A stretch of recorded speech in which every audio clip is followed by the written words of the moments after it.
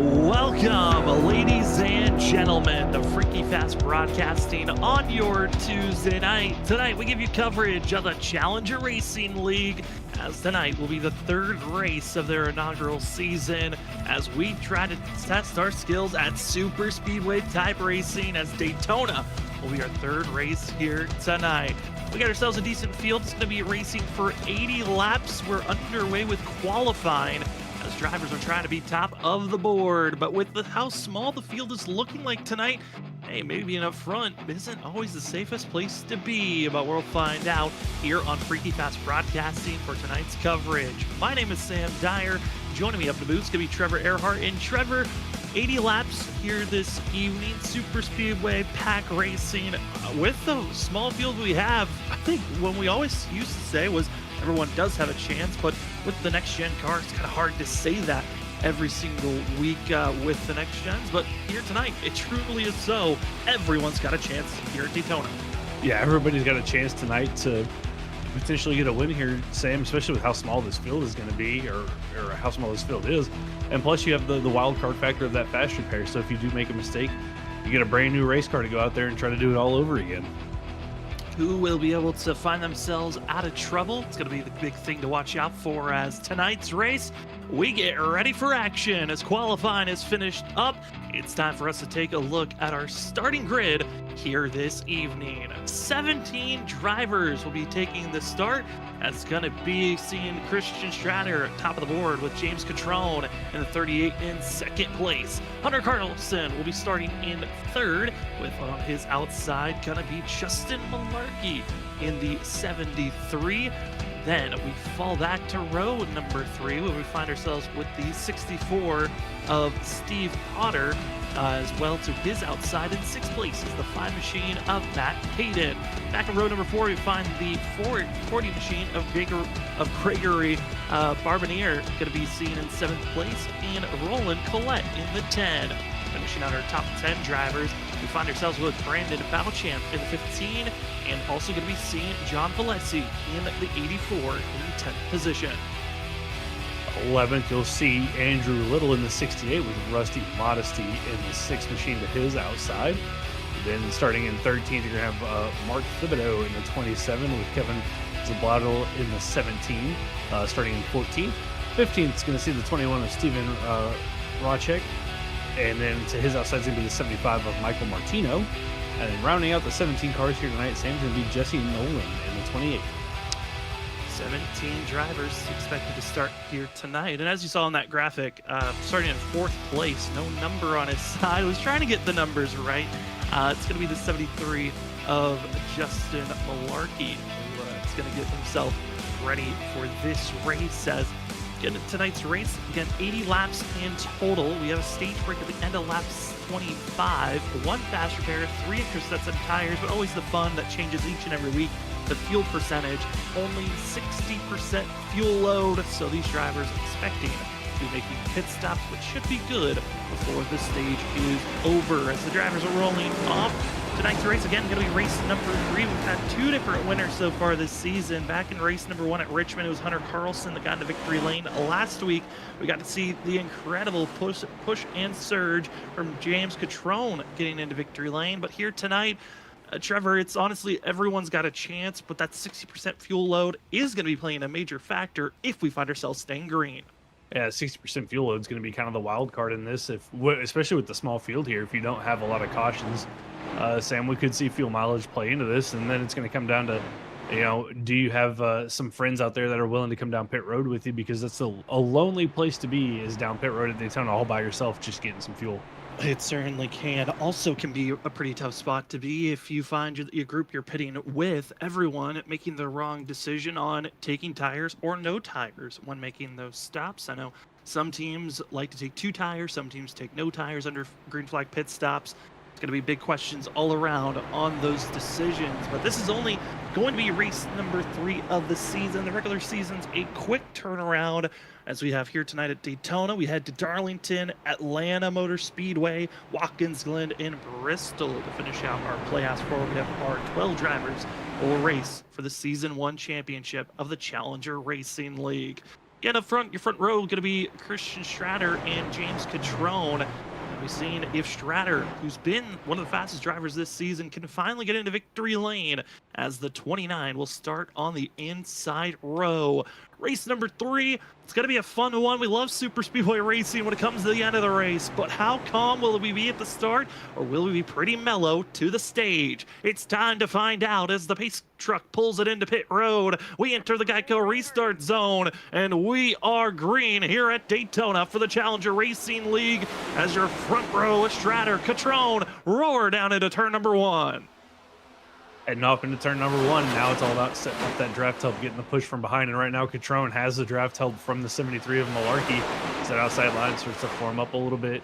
We'll see who's going to have the run here out of turn number 2. But the inside line, Sam, looks like he's going to have a little bit more of a run as the fourth car in line there is a little bit closer. But looks like the top line prevailing down the back straightaway.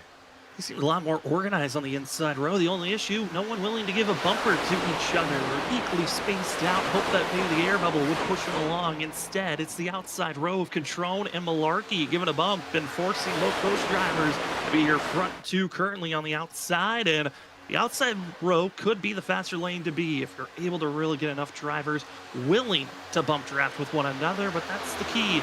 Who's willing to bump draft and who's willing to just settle as the 5 of Hayden will drop low in what's become the new inside lane leader.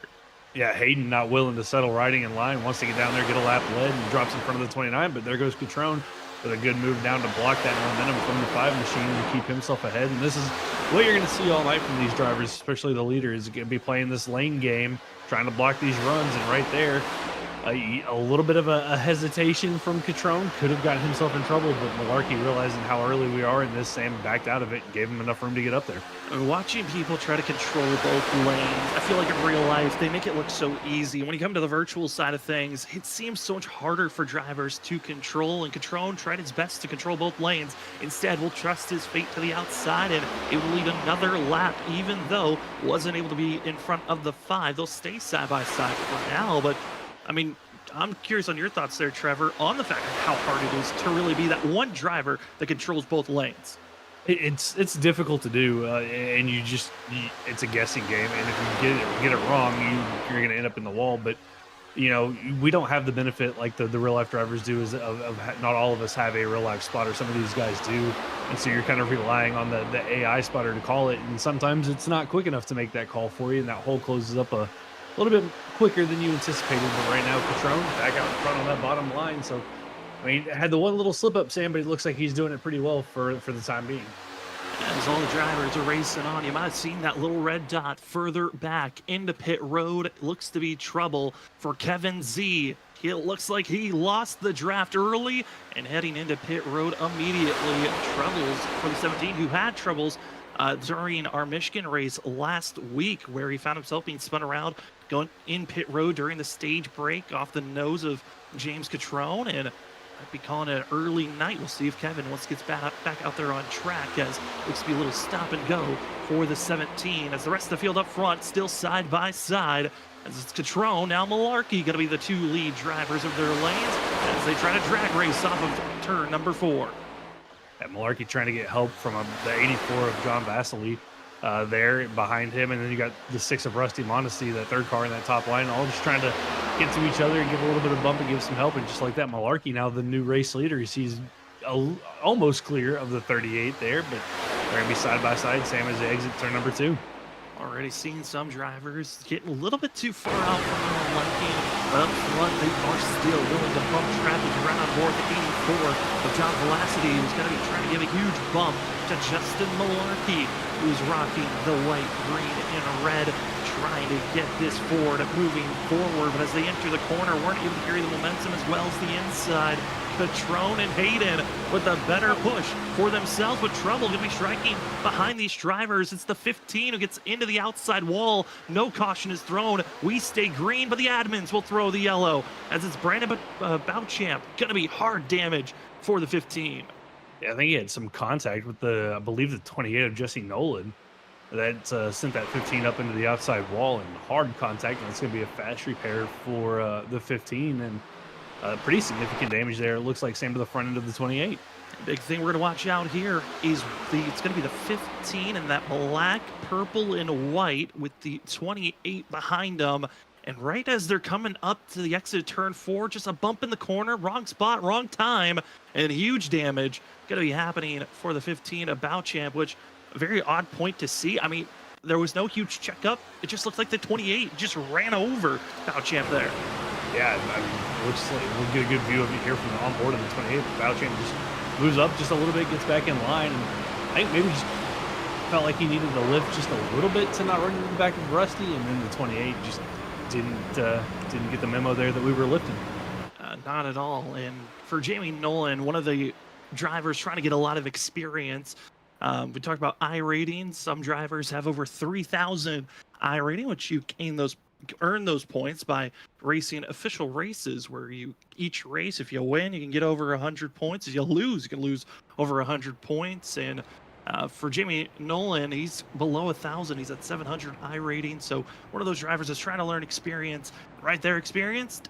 If you're the last car in line, give a little bit more space. You don't need to be right on top of each other, especially this early on in a race. And sadly for Bowchamp, he's going to be needing to use a fast repair. As for us, we will be right back. We will be back in a few moments when we come.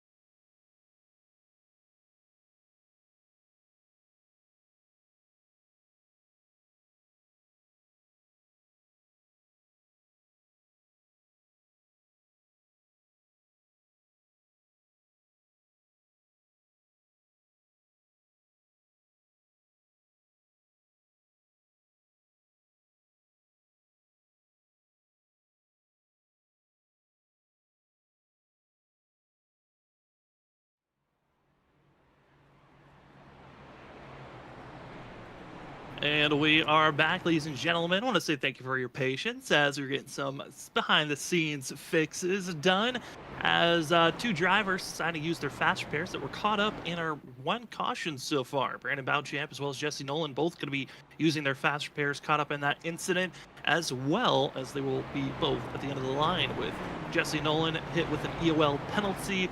But looking at drivers, this helps out. The 17 of going to be Kevin Z. He found himself getting pitting under green flag conditions, gets the caution. He's stayed on the lead lap, so he will stay up front, did not pit Same with our top 4 currently, bringing Christian Stratter as well as Hunter Carlson, Steven Rocek, as well as Gregory Bobanier. Going to be those 4 drivers deciding not to pit at all so far. Rest of the field topping off on fuel, so making sure that they're good to make it to the stage.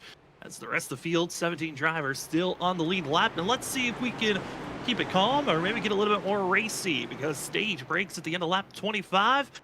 It might be time to get up front immediately as the pace truck pulls into pit road. Drivers enter the Geico restart zone, and we are green once again for race number 3 of the Daytona at the Challenger Racing League. Really good restart there from both lines, as they're going to be side by side. But again, that top line looking like it's going to prevail. Big stack up on the inside line as Catrone maybe might have missed his shift there in the 38 machine. That's going to check up that inside line a lot there, Sam, and allow the 32 of Hunter Carlson to get the lead. Yeah, a lot of drivers were over the radio, really concerned about that checkup, but luckily everyone's staying in line, staying with the draft, and this field should collect back up with one another. But up front, hard pushing going on, and it's going to be Steven Rocek in that Ryan Newman throwback scheme. Love the 21 scheme that he has on the outside, leading the charge. On the inside, Hunter Carlson's trying his best, our Richmond winner, to become the first 2-time winner of this series. But Justin Malarkey, who's been a threat also these last 2 races, he puts the pressure on, looking for some help with the push. And now to the outside, leading that row, and he's got a very good driver to be pushing. It's the 5, as Matt Hayden has been very willing to push drivers so far, as it seems like he's a driver who likes to be at least a second in a row. Probably would prefer to be the lead driver, but it's the outside row that's moving right now. We saw Hayden be aggressive at the start of the race, and now being aggressive, pushing Malarkey out to the front. Both of them are clear of that inside row. We'll see if either one of them elect to drop down to the inside line. Does not look like that's going to be the case, as the 21 of Rocek and the 32 of Carlson start to work their momentum back up and see if they can march back up there. But that outside line, Sam, those 4 cars kind of starting to form a breakaway, and that inside line doesn't have a lot of momentum.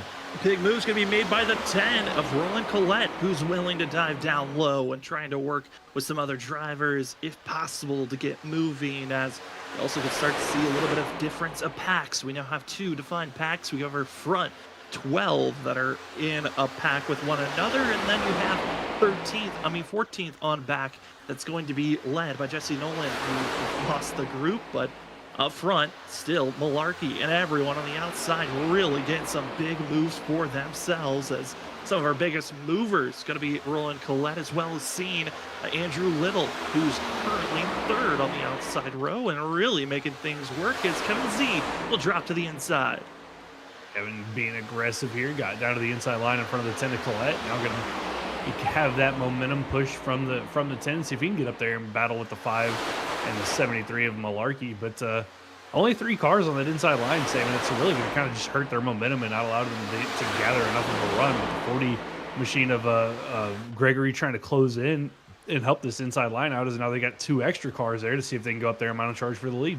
A little bit of a wiggle coming off of turn number 2, and it's going to be forcing Hayden to drop low for the 5 machine. He'll look for a big bump and his gifted one, as now the push and the surge of all the momentum that the 5 is given. He'll be staying pretty dead even off the exit of turn 4. Coming out to start lap 13, halfway through the stage.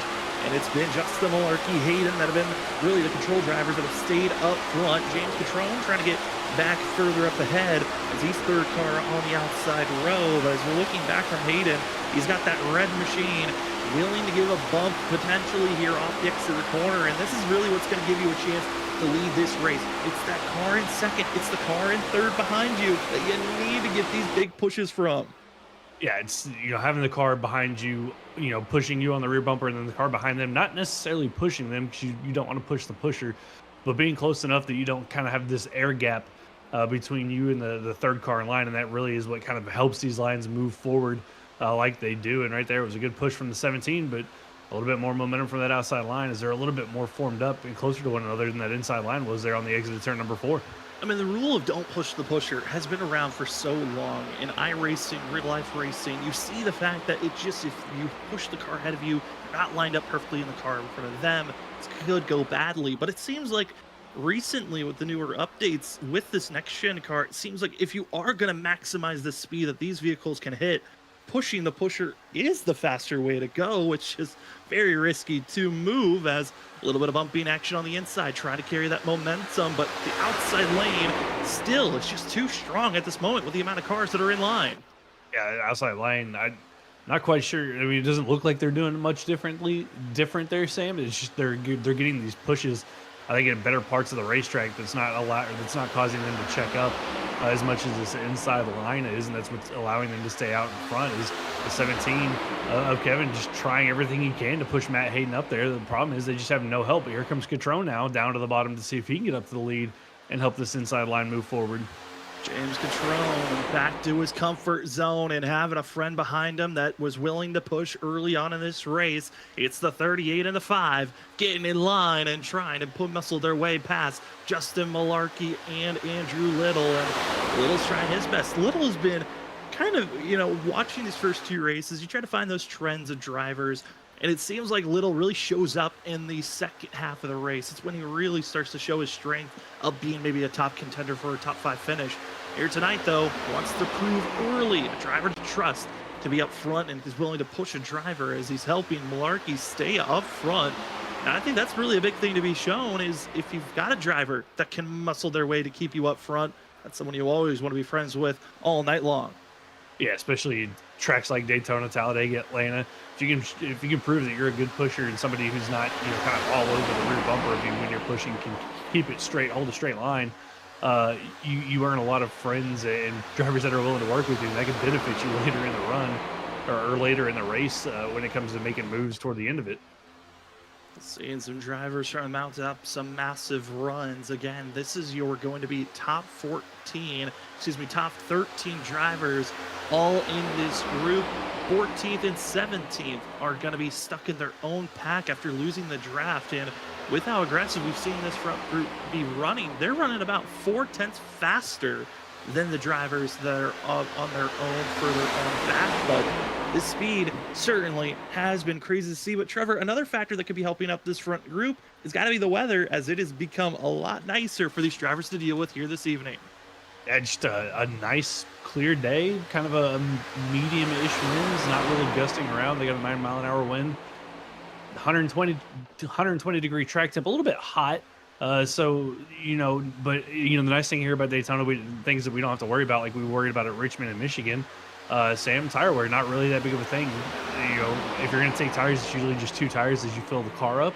So drivers, for once, not having to really worry about that tire wear.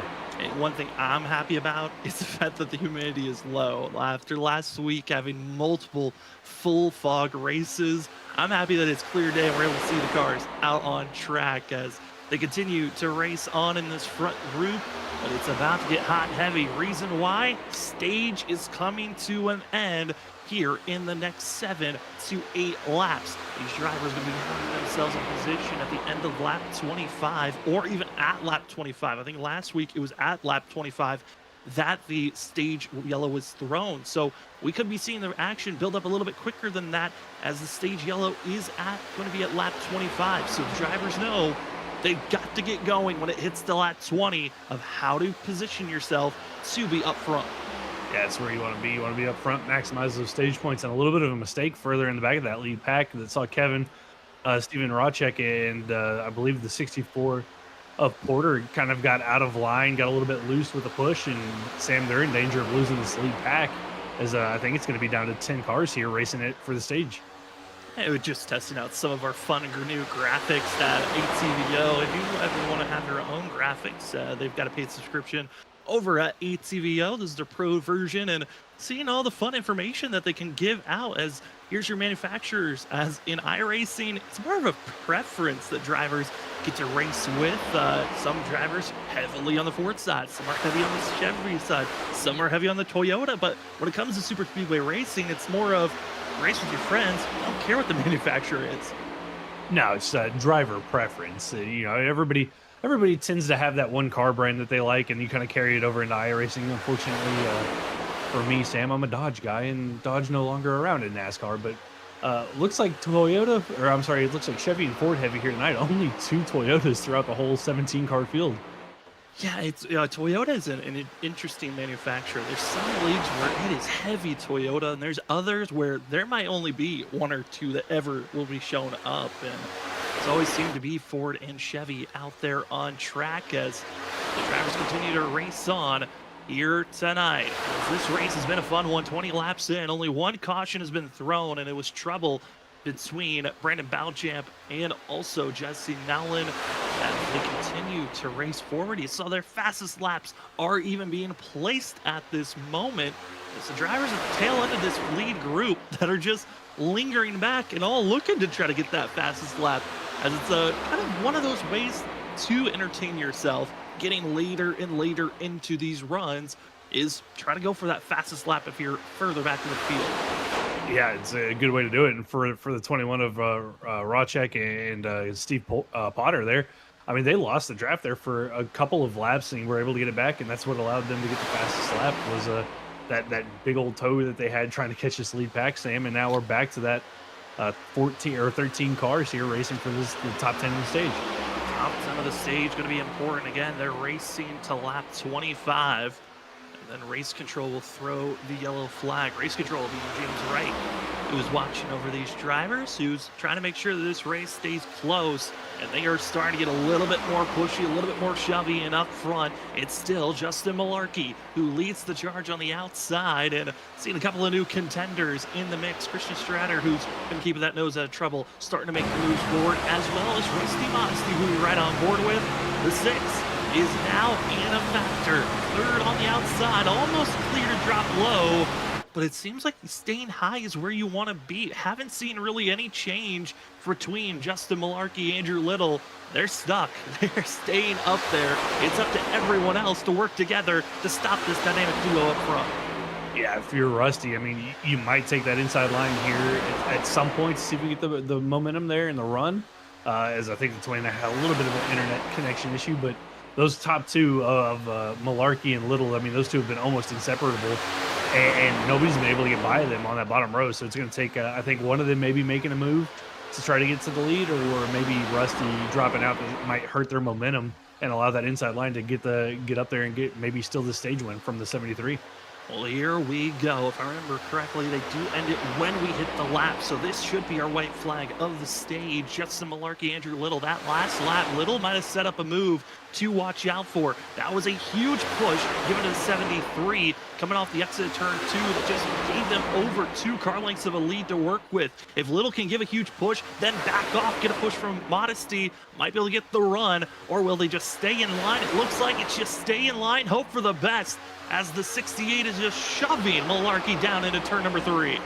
Yeah, almost locked bumpers there, which you can do and get away with, and push Malarkey out to a pretty good gap here. And unless he makes a move with Rusty, it's going to be the 73 getting the stage win here with all the help from Andrew Little. And I think Malarkey's going to owe Andrew something here after all the help he gave him here to win this stage.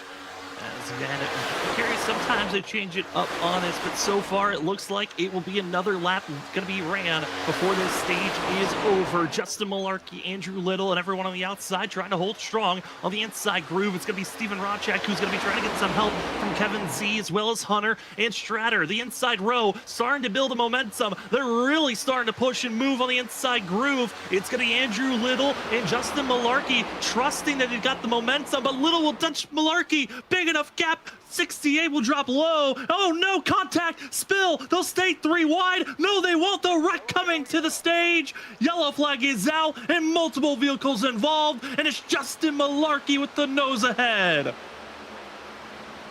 Wow, Malarkey holds on to the stage win. Little with the move left his wingman there, Sam, to go down and try to get that stage win, and then a little bit of a hard push in there, and I give them credit. They almost thought they were going to hang on to it, but the 3 cars go spinning there with Hunter Carlson, John Velocity, and Matt Hayden. The 3 cars caught up in that. Wait and see what the official stage position will be after the race, because I presume they're going to have some fun going back and seeing where iRacing deems drivers to be, or will it be based off of when they cross the line after the yellow was thrown? As we do know one thing, it's Justin Malarkey who will take the victory here at your stage. What a run, what a chaotic finish there. as the drivers were just doing everything possible to go for that stage positioning win. And for Little, I mean, just one bad bump. He made the right move, but then Trevor, when you make the right move here, Super Speedway Racing, you got to trust some of the drivers behind you if they're going to give you a clean bump. Wasn't the case, and the 68 went for a ride, but it's everyone else behind him that got caught up in that mess. Yeah, just the case of everybody trying to shove, get every position they can, and you kind of accordions back through the field. And I think it was the 21 they got a little bit loose there, and then came up the racetrack. And at that point, everybody's trying to hold on, do what they can, and unfortunately, a couple cars got collected, but could have been much worse. Sam, it's a relatively small wreck for Daytona. Typically, we see 10, 12 cars caught up in that. Only 3 caught up in that little wreck, considering it happened at the front of a 14 car pack. Yeah, I mean, I feel like with how small the field is, though, 3 to 4 drivers kind of could feel like the big one with how these drivers are on top of one another. That group was only 13 drivers, 3 getting involved with massive damage. We'll see how many drivers want to come out of this pit stop with required damage being used, as all drivers have a fast repair in their back pocket. 2 drivers that already used their fast repairs, being Nolan as well as being Bowchamp. Curious if we're going to see any other drivers try to join with using a fast repair early on in this race. And one of those drivers that I thought for sure was going to use a fast repair did. Matt Hayden joins with the fast repair usage with no front bumper clip, almost lost the hood. The 5 had to use the fast repair to get that full power back in the 5 machine. Yeah, I think he also had some steering damage, but the one thing you can get away with the front end being a little bit bent up here, and especially with some help from behind in the pack. But the thing you can't have, Sam, is being down on power, and with how hard he hit on the front end, I'm assuming that the engine was a little bit hurt, and so for the 5, going to have to take that fast repair. Now he's going to have to go out there and for about 50 laps, going to hope that nothing happens to him that takes him out of this race, knowing that he doesn't have that safety blanket. 3 drivers going to stay in pit road getting massive damage repair. Hunter Carlson, John Velocity, and Kevin Z still in pit road getting service done. Also, Michael Martino and Roland Collette getting a little bit extra damage repair. Most of the field taking themselves 4 tires and fuel. A couple taking just 2 tires and fuel. That's a curious point to be taken here. I mean, all drivers have 3 extra sets in pit road to work with, and you would think at this stage, you're coming in, just take the tires. You've got a long race, and you want all the grip you can have, especially with how hot the track is, and with the slight tire wear that you can get with these next-gen cars. Yeah, I mean, under caution, you're getting a full tank of fuel. Might as well take the 4 tires. It's not going to hurt you. And the nice thing here, track position, not that big of a deal. We've seen drivers have issues on the restart, go to the back, and then come back up to the front. So that's the nice thing, Sam. You can take those 4 tires, get back up through the field. Now, green flag pit stop is going to be a different story as we see the pit timers there for the drivers and how long they were on pit road. Now, most of the time for some of the booth, it's if you've got 13, 14, or 15 seconds, you took 4 tires and fuel. If you're more than that, you had a little bit of damage repair, or you had a penalty if it's a green flag pit stop that you dealt with. If it's around 10 to 9 seconds, we kind of have to look back. Luckily for myself and also for Trevor, we can go back and see if the drivers took tires or not. But usually around that window, you have to just confirm 7 or less seconds. That's fuel only. Simple as that.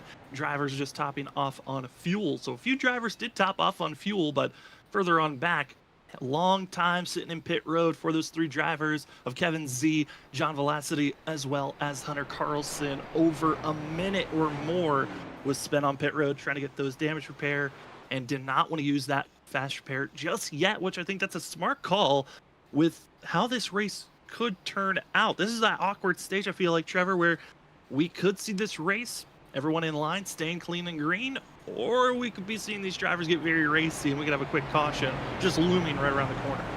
Yeah, it's kind of going to be a toss-up. Are they going to want to be aggressive, or now that we've had that stage break and you've got a long run here to the end of this, did we see them kind of just form that single file line and ride around until after green flag pit stops and then get racy? That's going to be the real question. But it's hard, Sam, as a race car driver. It's hard to take the race out of you. But sometimes it's just better to ride around in a line at these super speedways, and we'll see what these guys are going to do here on this restart.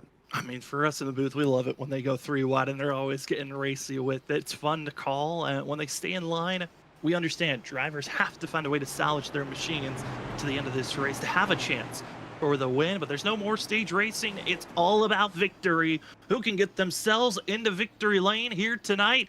Let's find out. A space truck pulls it into pit road. They're into the restart zone, and we are green. It's going to be James Catrone on the inside. Just a Malarkey lingering back, and with that linger, able to get a slingshot move on the outside row. And what a move by the 73. For a couple of drivers further on back, weren't able to get up to speed as cleanly as they would hope. But up front, it is all just a Malarkey. Yeah, Malarkey kind of I think it had an issue coming to the line and really kind of fell back a little bit, had to speed up to get back up there to Catrone, and then allowed the 21 to stay on his rear bumper. But the inside line, for the first time all night long, gets a great run out of turn number 2, and they're going to be clear of that 73 machine as they head down the back straightaway into turn number 3. I think the outside row could have got a huge run, but a little bit of miscommunication between Racek and Malarkey. Racek wanted to go extremely high, close to the outside wall, while Malarkey wanted to stay kind of side drafting and weren't aligned coming off the exit of the corner. So both had to use up all that momentum to just try to slow up, get in line, and it's going to allow James Catrone as well as Christian Stratter to be your front 2 currently as they continue to blast their way forward. 30 laps out of 80. We still have 50 laps to go here tonight, and what a run we've got to call so far as the field exits out of turn number 2. We will get set up to take our first commercial break of the evening as the drivers have a long way to go. Pit stops will loom in about 20 to 30 laps. But for us, we'll take our first break of the evening. When we come back, more Daytona Racing for the Challenger Racing League. This is Season 1, race number 3. We'll be back right after this for more Super Speedway action.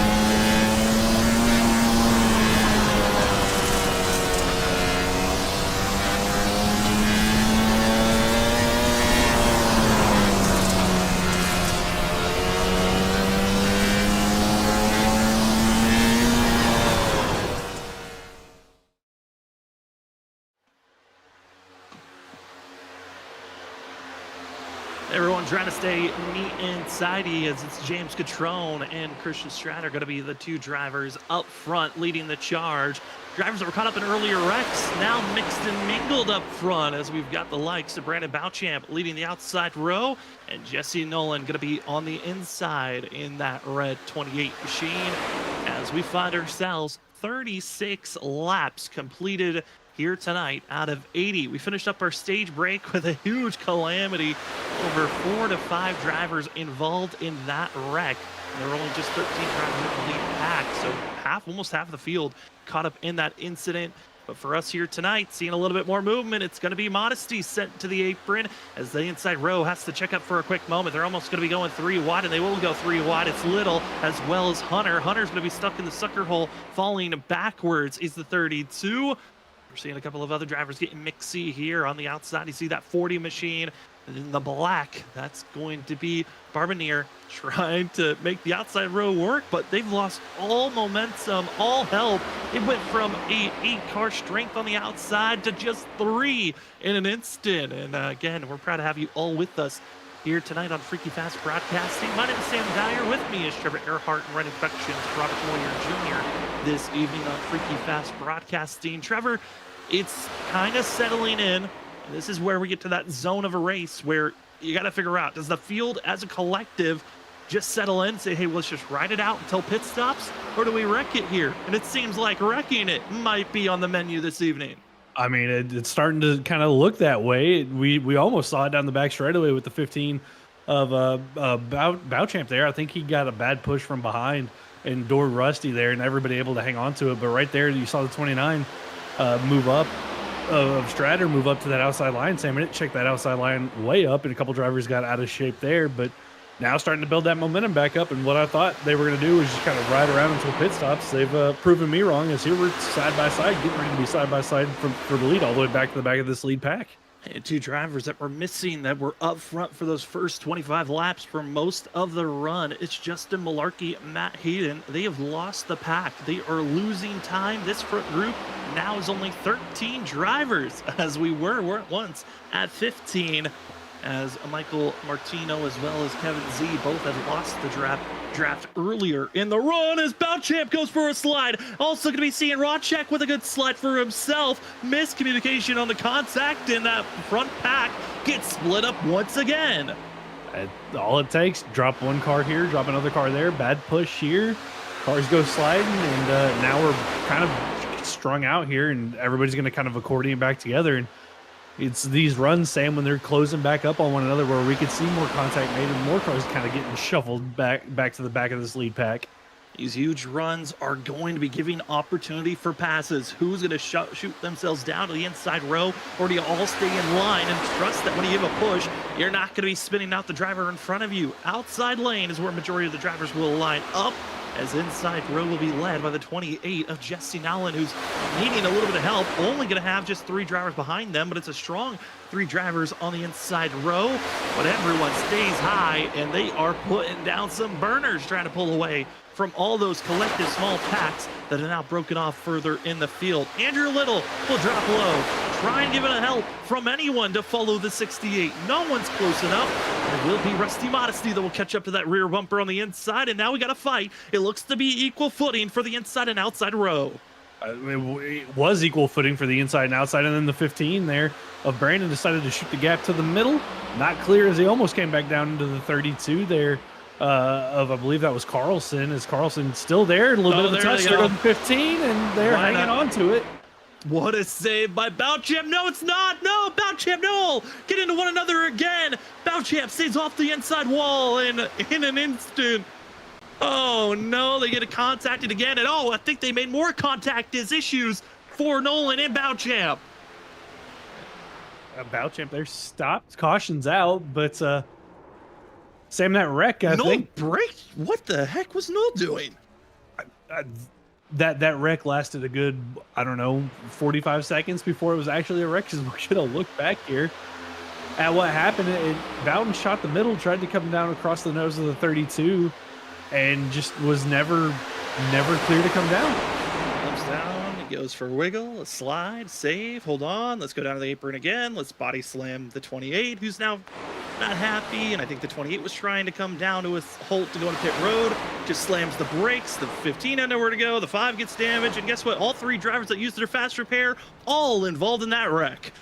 Yeah, that's definitely not what you want to have happen if you already use your fast repair, especially for poor Matt Hayden. I mean, Hayden just was running back there by himself with a little bit of help from behind, a couple of seconds off this lead pack, and just gets caught up in an incident, Sam, that he had nothing to do with. Is another look here, and it's this transition from the apron to the racetrack. It's so aggressive there, hard to control the car, and just nothing Brandon can really do there. And then that's the weird contact when he comes back up into the 28.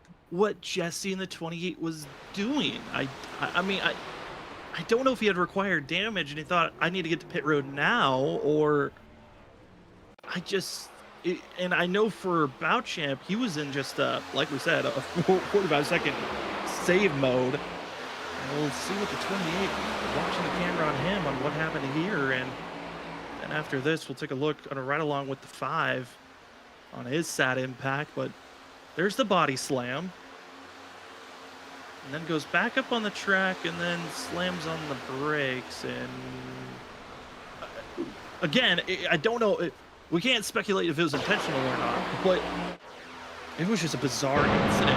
Right on board with Hayden, who was the innocent victim, who fell back with just the malarkey. They were watching the lead pack, trying to give space to react to an incident if it happened in front of them, and just nowhere to go for the 5 here as exited turn 4. You see the calamity, you see the driver's getting in trouble. Slowing up is malarkey, and you don't expect a driver to come back there, as the 5 heavy damage, and we'll have to spend some time in pit road getting that damage repaired. Yeah, it almost looks like it broke the steering there, Sam, with how hard that thing hit. I mean, you see it there in the replay, no front end. The steering on the left side looks a little bit bent up, and it's be a lot of damage that Matt's going to have to get fixed. And it's unfortunate for Matt. He got a little bit offset there from Justin as Justin was checking up for that wreck. And I think that's what kind of put Matt in a difficult situation. And actually, Matt has called it a night along with Jesse. So down now, Sam, to 15 cars left in this field after those 2 have decided to call it a night with damage. I think the most shocking thing of that whole entire just reaction that happened is, again, all 3 drivers that previously used their fast repair were the 3 drivers involved in that wreck, and are most likely going to be calling it an evening, as Brandon Bouchamp going to be sitting in pit road for a while. Required damage for the 15 machine. Now the required damage has been completed. It's now turned into all the optional damage, which that could range anywhere from just a mere 30 seconds to 8 or even 15 minutes of damage repair for the 15 to deal with. He's been in pit road for over 3 minutes and 3.5 minutes so far. Other drivers that sit in pit road going to be Michael Martino, and extra damage repair being done for Kevin Z and Hunter Carlson, who now are going to be out on track. We have a total of 14 drivers that are going to be on the lead lap. All 14 still have their fast repair in their back pocket. So the chaos isn't over, but the drivers that have caused the most issues tonight look to be out of this race. Yeah, I think for Kevin and Martino, that's was a big break for them. Sam, they were about 12 to 13 seconds behind the lead pack, so able to come down and get more damage fixed, and hopefully those 2 able to stay up there with the lead pack this time around. And I mean, it's been an interesting 45 laps if you think about it. You just a little bit of over-aggression and some bad push, and Sam has caused some chaos in the 3 cars that unfortunately were in the first set of incidents caught up in this last set. Here's some of your fastest laps that have been put down here this evening. Fastest lap going to be made in 10th place by Steve Potter with a 46.318 second lap time. And when you're driving by yourself, you're just about around 50 seconds just by yourself in the draft. It enables you to go this fast, as other drivers putting down some burners. Kevin Z out of nowhere putting down some fast laps, I guess. Yeah, I guess I don't know where he got that speed. Yeah, I couldn't tell you. I mean, just popped up. What was that? Like a 46. Oh, sorry. That was our producer that popped that up as our fastest lap so far. Sorry, that was that we were so confused because we're under pacing. No one should even be able to put that lap time down. No, our producer was messing with us. That's their fastest lap indicator as you've seen throughout the night. And it's actually Kevin Z who's got the fastest lap. Sorry, he's down at 14th. And I've been looking at most of the group, and I just missed his time. Again, a fast lap, a 46.119, so almost the 45-second laps have been have hit here tonight. We'll see if maybe they can hit that later on this evening when everyone starts to ramp up on speed. But we get ready for this restart. Most of the field taking 4 tires and fuel for this launch, as we're going to be having ourselves 35 laps to go before tonight's race is over. Again, you're watching the Challenger Racing League on Freaky Fast Broadcasting. My name is Sam Dyer. With me in the booth is Trevor Earhart with Robert Moyer Jr. running production in the background. As the front row going to be Roland Collette, Andrew Little. They take the green as we're back to racing action for race number 3 at Daytona as they roar down into turn number 1. Have a big jump there from Roland Collette on that inside line over the 6 of Modesty and the outside line, and that's actually going to allow the 68 of Little and the 29 of Stratter to get a pretty decent run here through the middle of 1 and 2, and we'll see if that's going to correlate to a good run down the back straightaway. They're going to be side by side with everybody, but yep, here goes that top line again. Sam proven to be the dominant line out of the corner as the top 3 up there going to break away from that inside line.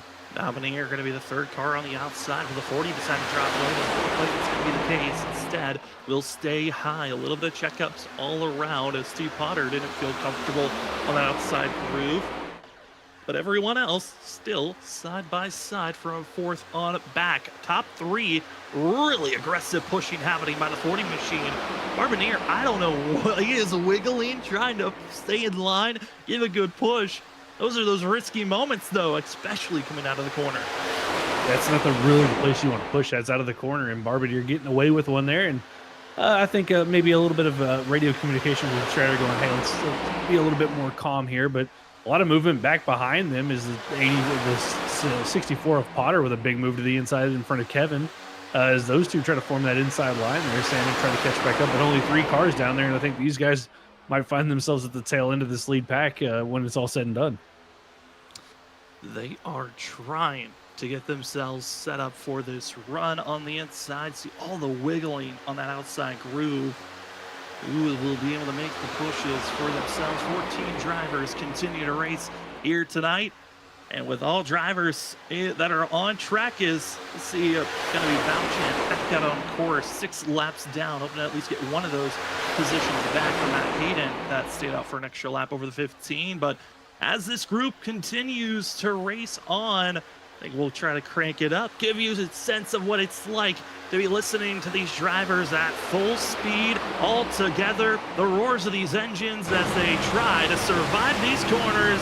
As we exit out of turn number 4, crank it up here on Freaky Fast Broadcasting.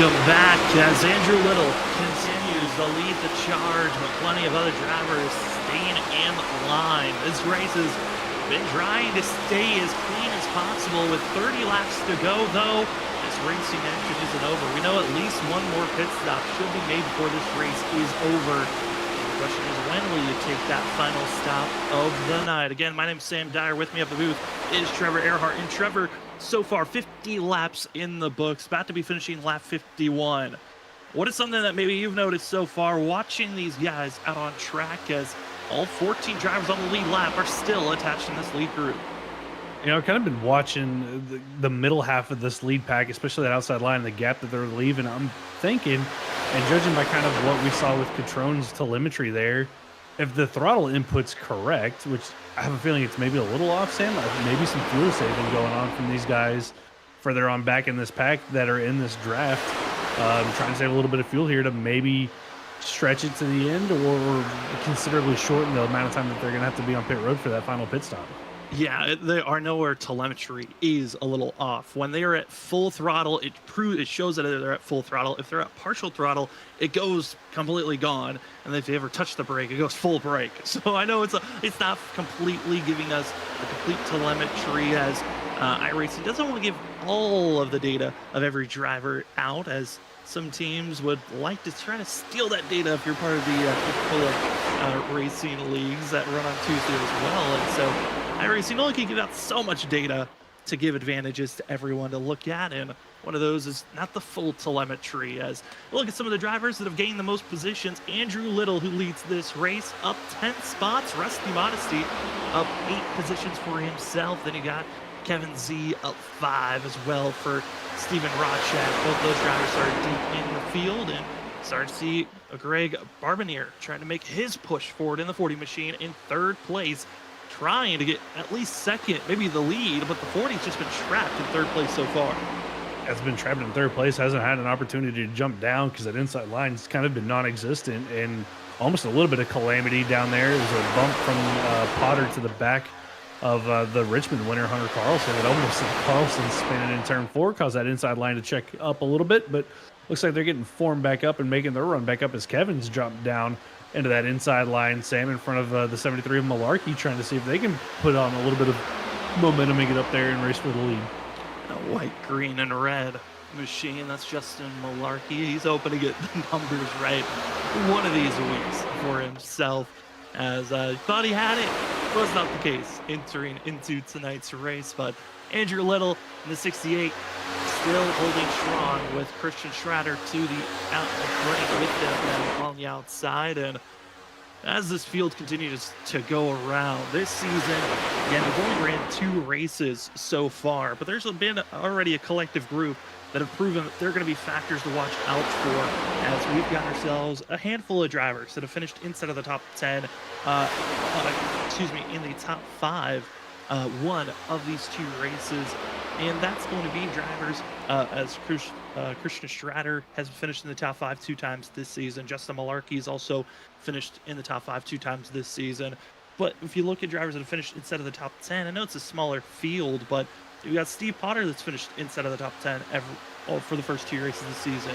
Jesse Nolan, Rusty Modesty, John Velocity, Hunter Carlson, who won Richmond, like we said, Malarkey, Roland as well. That's Roland Collette, and also Stratter, that have all found themselves finishing in the top 10. And finding that consistency, not getting wrecked out of these races, going to be key factors to find yourself running for a championship and making the playoffs. As I've noted on, the playoffs are right around the corner. I mean, we're a month and a half away from the playoffs starting, and that's just a couple of races. You have Darlington, Atlanta, which is going to be another super speedway race, Watkins Glen, and Bristol, and then we're in the playoffs. Yeah, it's a good mix of tracks for these guys, kind of following the second half of the Cup Series schedule. So, I mean, Richmond, Michigan started out here at Daytona. Then we go to the Lady in Black, the track that's too tough to tame at Darlington. And then back to a super speedway style track.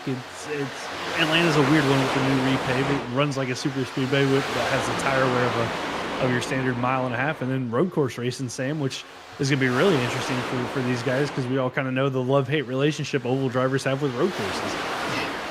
That's going to be a big thing, and then we finish it out at the Coliseum. I mean, this following the NASCAR schedule, it's going to be fun because then they also continue to follow the NASCAR schedule of the elimination rounds that they will continue with NASCAR into the playoffs. So the round of 12, round of 8, and round of 14, that championship race at Phoenix is what everyone is chasing for.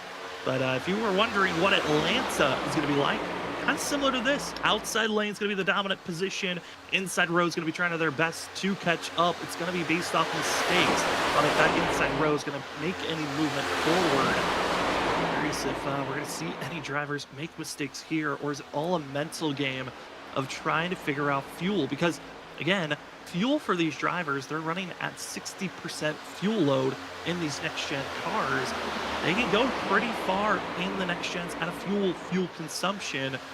They got to be testing their thoughts of, are we going to get to take it to the end, or are we going to have to pit with 5 to 10 laps to go? I think if you're Andrew Little in the 68, the 17 with Kevin, as I say that, Kevin gets some drafting help now, but for Andrew Little, who's been leading this lead pack since they restarted this race, definitely going to be in a worse position for fuel as he's out there just kind of cutting through the air for everybody behind him. So he's using the most fuel out of everybody. So we'll see how that's going to work out for him as they're starting to see some movement up front. Sam's couple cars move down the inside line now, being led by that 40 machine of Bourbonier. Bourbonier going to be trying their best to get moving forward. Also going to be having Patron right on the back bumper. Kevin Z in the bright red machine also willing to push, but it's only 3 drivers on the inside. They are getting side drafted. Every driver trying to come down, get to the quarter panel, woe them up, but it's not enough. They'll stay side by side for the lead position. Barbonier has been working for a moment for a chance to get some help.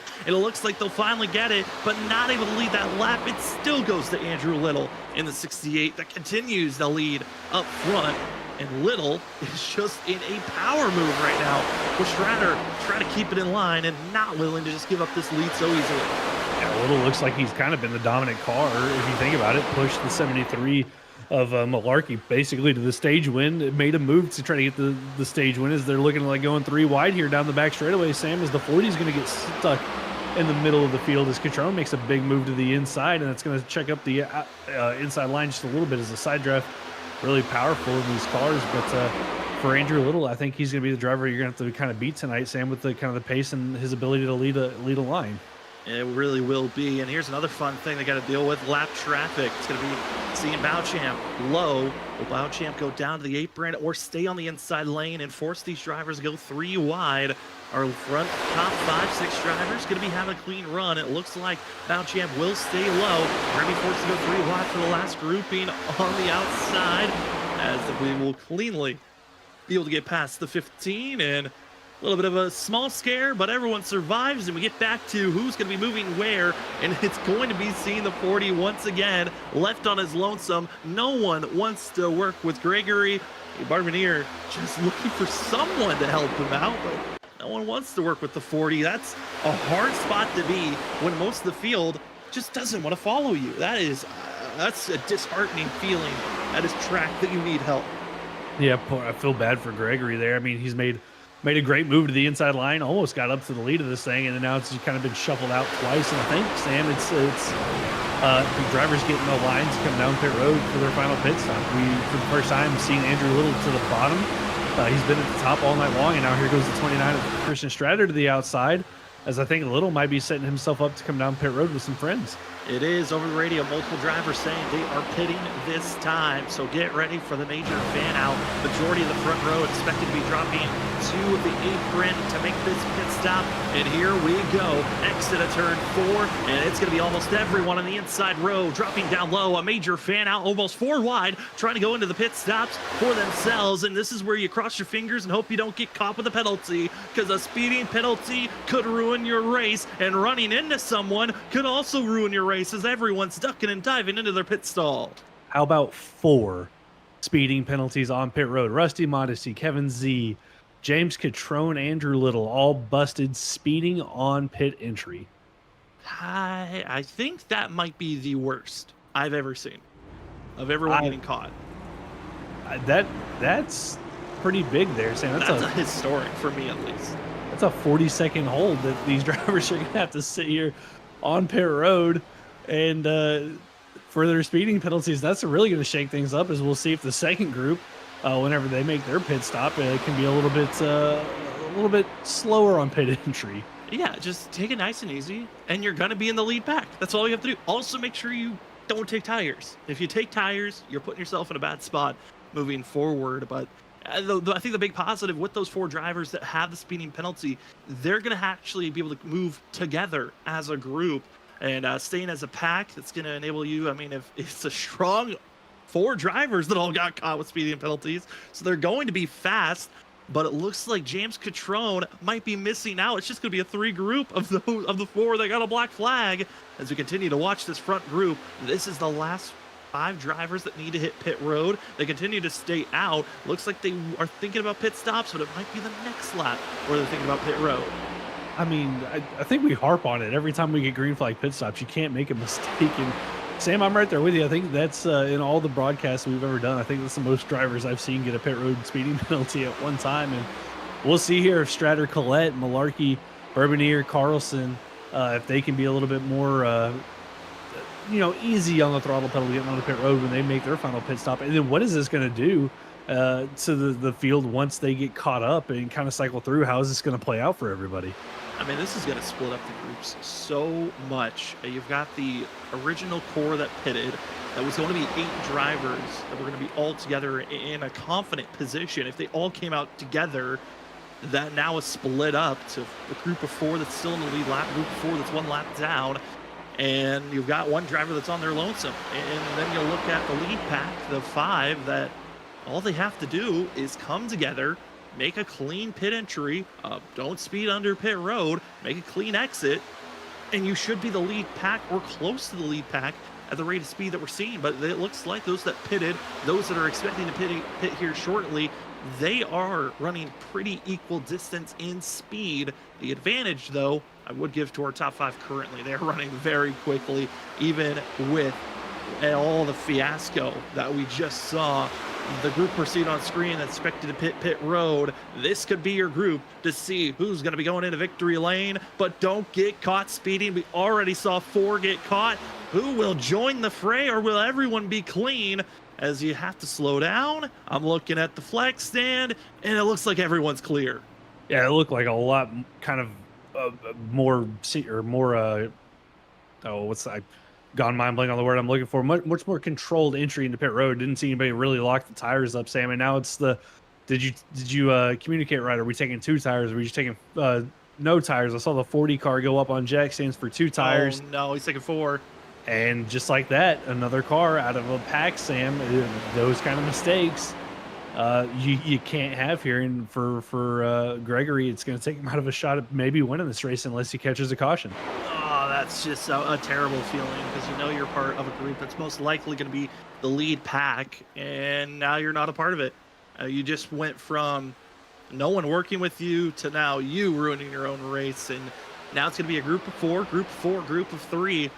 Who's going to have the best amount of friends to work with? I'm looking, though, at Bourbonier. Will he fall into the clutches of that second pack that pitted first? Because of how fast this lead group was running right before they went into pit road, it's going to be close for Bourbonier to try to stay attached if possible, but I believe he did miss the group. It is a group of 4, a group of 3, and then a bunch of solo drivers mixed in between.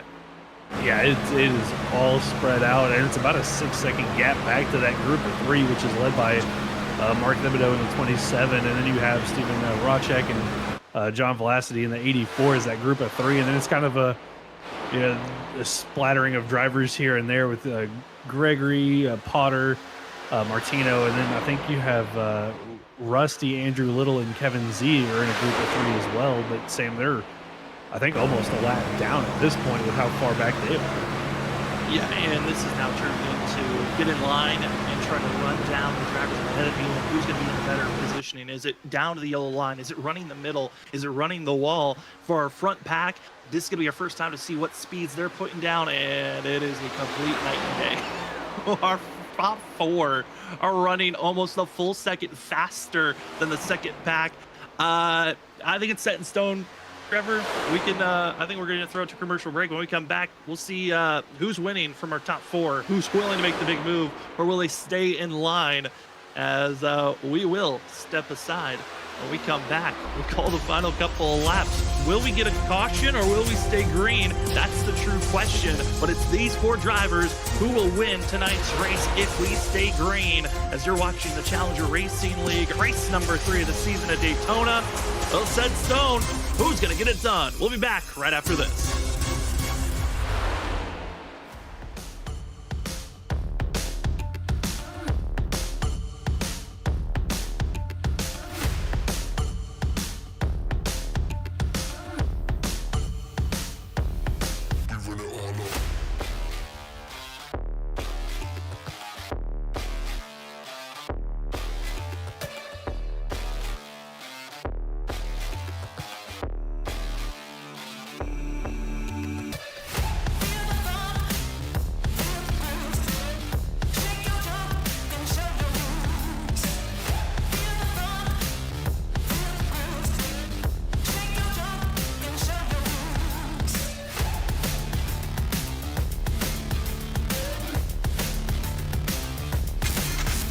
They're 5 wide behind the pit.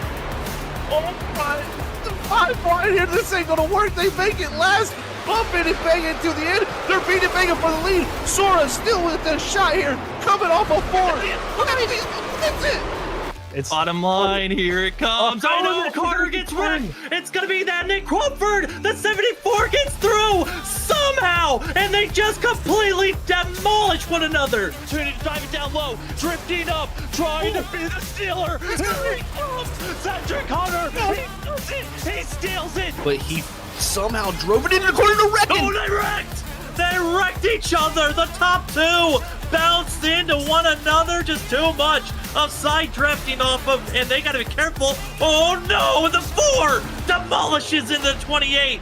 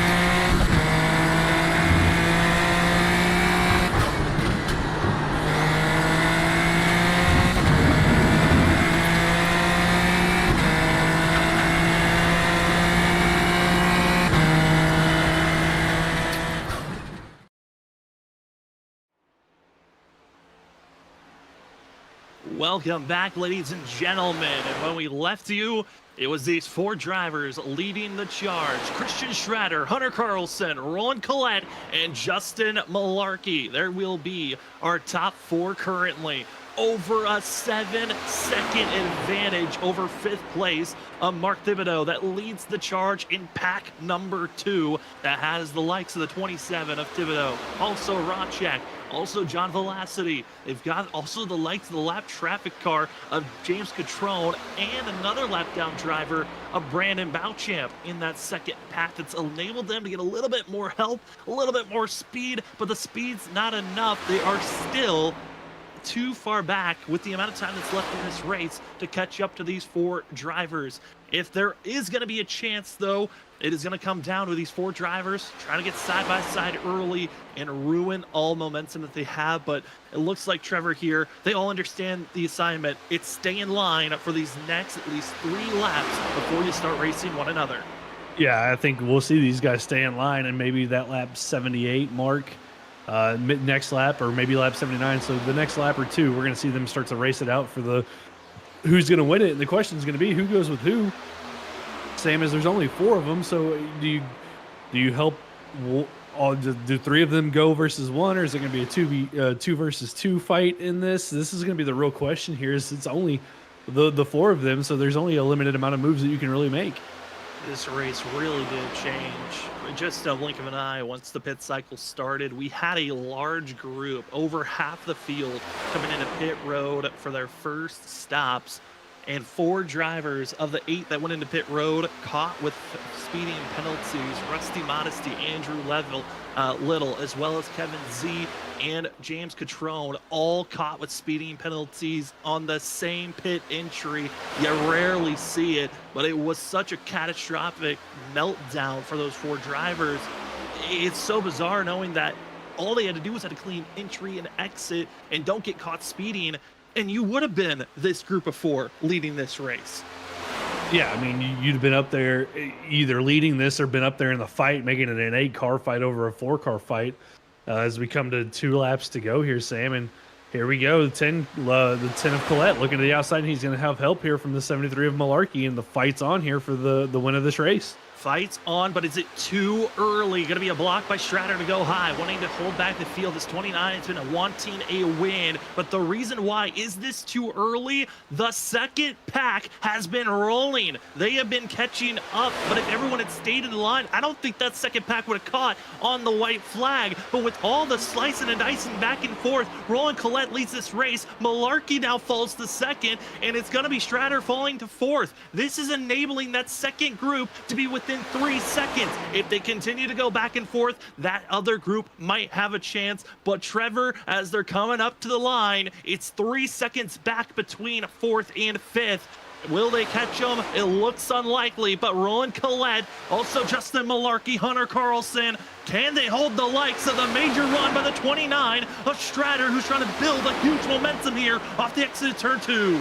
Yeah, I think Carlson lifted a little bit, let the 29 get to his rear bumper, and here comes the momentum and the push. Who's going to go where to block? There goes the 32 to the outside. The 10 goes to the outside to block. As well, the 32 with the big move to the inside. They're almost 3 wide, and the big move from the 29. Sam is here. They go into turn number 3.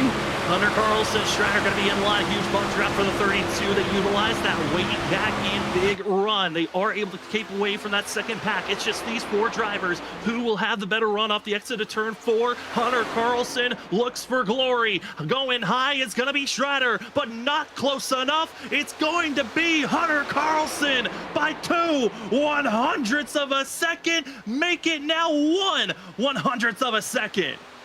Almost another photo finish there, Sam. It was real close to a photo finish that we've called here in the past, but a great move there from Stratter to almost get that victory.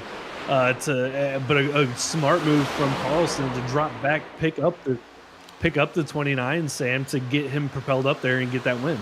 We look back to the second pack that were trying to run down and catch up that lead group, but they had their own issues. This was battling for 5th, 6th, 7th, and 8th. Actually, contact. Velocity gets into Ronchek, who collides in the outside wall with some lap traffic about Champ and Velocity, and Ronchek just limping his way forward, and that enables going to be Mark Thibodeau to come away with With fifth, sixth goes the Velocity, and it's going to be the 21. Steven Rodchek was running in that sixth place position, wasn't able to cross the line, will finish 13th. Tough break there for Steven, and that's just the way things go on the last laps at Daytona. You never know what's going to happen for Steven and those guys. Just caught up in a wreck, all of about 200 yards from the start finish line, and potential top 10 there, same to outside the top 10, and all the way down to the 13th for Steven. And here is the joy of Hunter Carlson getting to burn it down, be the first driver to become a two-time winner in the Challenger Racing League. But for us, we'll step away. When we come back, we'll talk to our top three, Hunter Carlson, Christian Strader, and Roland Collette on their incredible launch to be up front and battling on that white flag.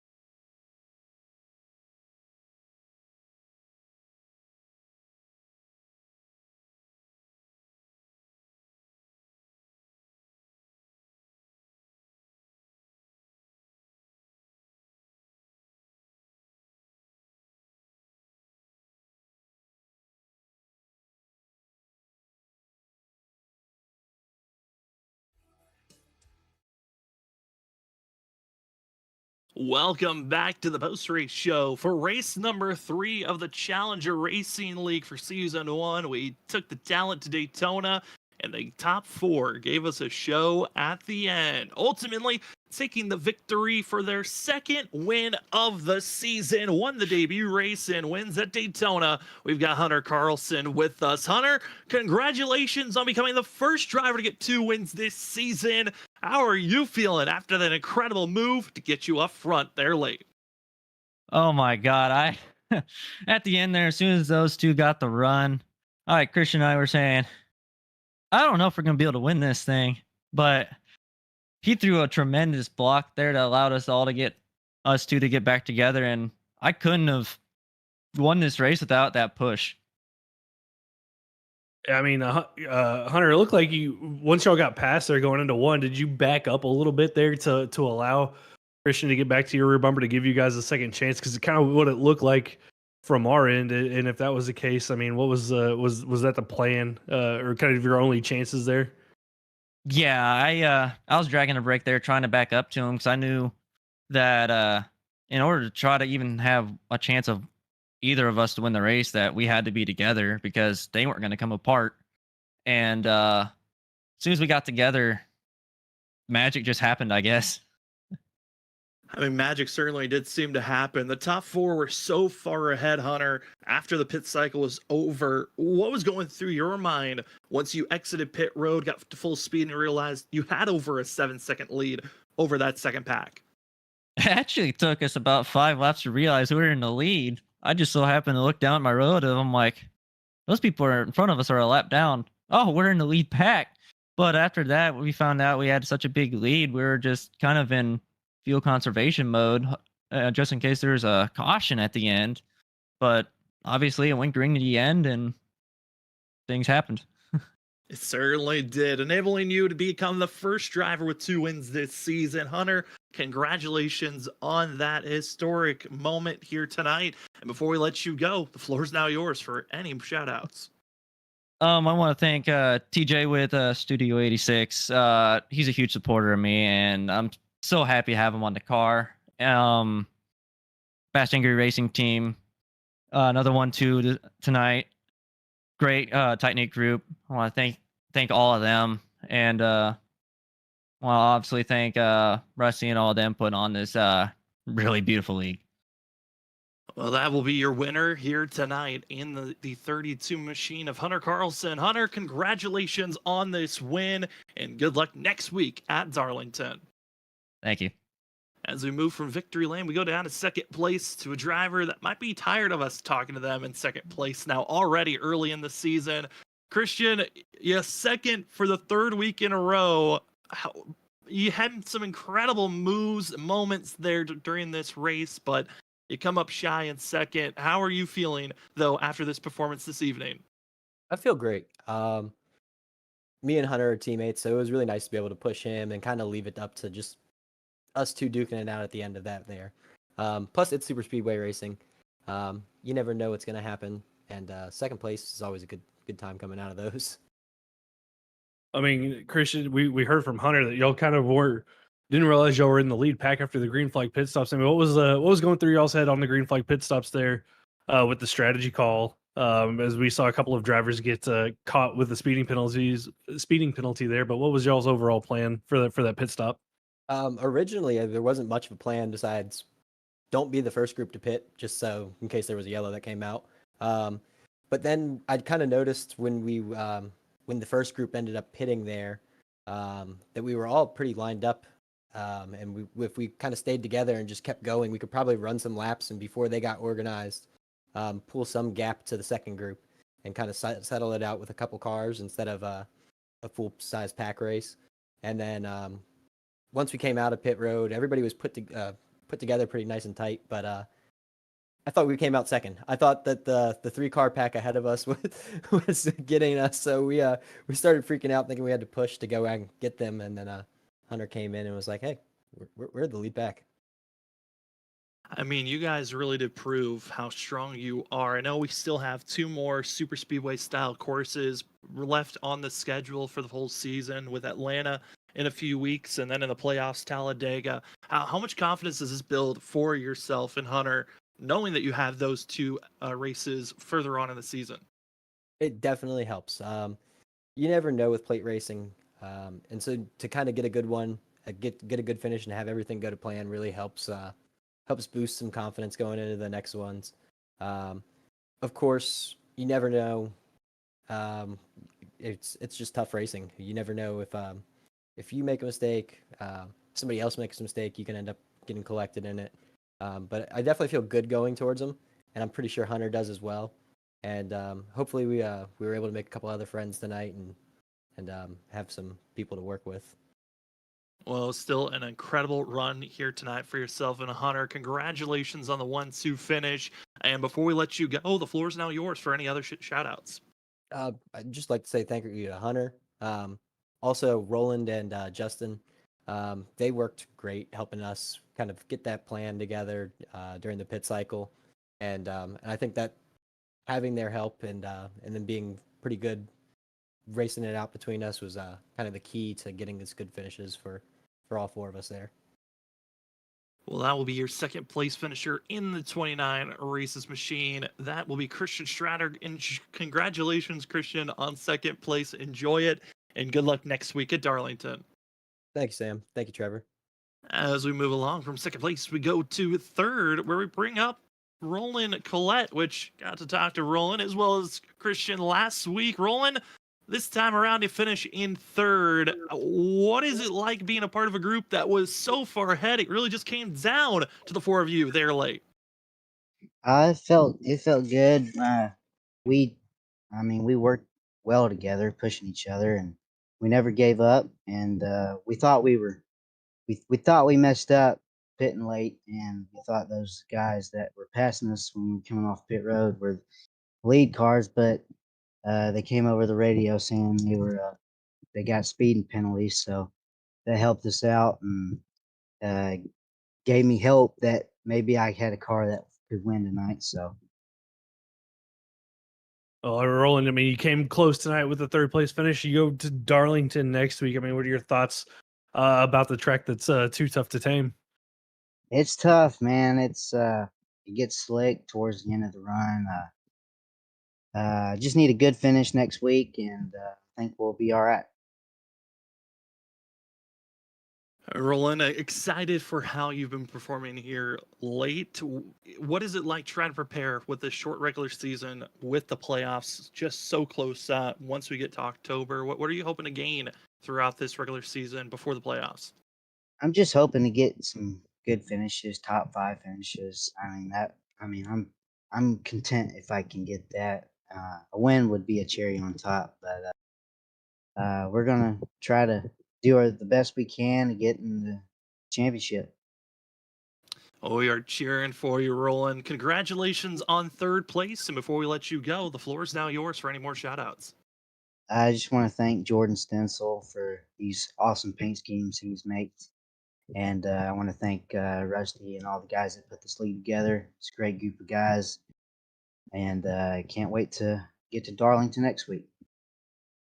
Well, that will be your third place finisher here tonight in the 10 machine of Roland Collette. Roland, congratulations on this finish and good luck next week at Darlington. All right. Thank you. As we move away from our top three, we get prepared to take a look at our unofficial results here tonight. Race 3 is in the books, and an interesting one. I think one that in moments we're going to remember for a while, but your top 10 going to be Hunter Carlson in the 32 with Christian Schrader in second, Roland Collette third, Justin Malarkey fourth. Those were the dominant top 4. Then after an incident going through 3 and 4, mixing up fifth on back, we got Mark Thibodeau going to be in fifth with John Velocity sixth. Seventh is going to be Gregory Barbier in seventh. Eighth is Steve Potter with Michael Martino getting a top 10 run for the 75, and Zach Z coming away with a 10th place finish. Rest of the field, though, they would prefer a better race, especially from that 10th position on back. Yeah, I think they'd like a do-over on those pit stops. I mean, you look down there, Andrew, Rusty, Catrone, all with those speeding penalties. And then, Matt Hayden, Jesse Nolan kind of caught up, along with Brandon, caught up in those incidents, had to use their fast repairs early, taking them out down there 15th, the 16th, and 17th. But Sam, it was just an interesting race. We had incidents early on that took those 3 out, and then pit strategy that turned into pit road mistakes that led us to a 4-car breakaway and a pretty good finish, considering it was only a four-car lead pack. Yeah, I mean, 4 drivers that really understood how much a big run could be mounted up if you just give yourself a little bit of space to work with, and gave us an entertaining 2 final laps here tonight. The Challenger Racing League will be back next week at Darlington as they get prepared. If you want a little bit of preview of what you're going to see at Darlington, well, show up tomorrow night. WSSR have the cutoff, the elimination race for their first round of the playoffs at Darlington. Going to be a much bigger field as drivers are set to see who's going to be moving on to the round of 11. Then on going to be moving to Thursday night. Don't want to miss out on that great racing action with the Shoney's Doghouse Cup Series, because they're taking the next gen car and adding a twist with the open setups. Drivers finding their own liking, and with some new drivers that have entered the series this season, we might have some new top dogs that are going to be hard to compete with. This upcoming Monday, we do have ISRC being off. They'll be back in 2 weeks for Dover. But if you want to see more of the Challenger Racing League again next week, Darlington, the next spot. But Trevor, before we call it a night, any final thoughts before we call it an evening here on Tuesday? I'm excited to see what we're going to get next week at Darlington. The first 3 weeks have been kind of a mixed bag of fuel saving and strategy calls, and I think Darlington's going to play right into what these guys have shown us they're able to do with these race cars, Sam, and can't wait to see it. Cannot wait. But for us here this evening, for myself, Sam Dyer, for Trevor Earhart, and for Robert Moyer Jr., and everyone else here at Freaky Fast Broadcasting, thank you so much for joining with us here on your Tuesday night as we get prepared for tomorrow night's great racing action for the WSSR. But you cannot wait for next week. Darlington is your next race for the Challenger Racing League. Otherwise, we see you tomorrow night. Who's in? Who's moving on to race for the Season 9 championship of the WSSR Cup Series? Darlington, the Lady in Black. Who survives? We'll find out tomorrow night for our next Freaky Fast broadcast.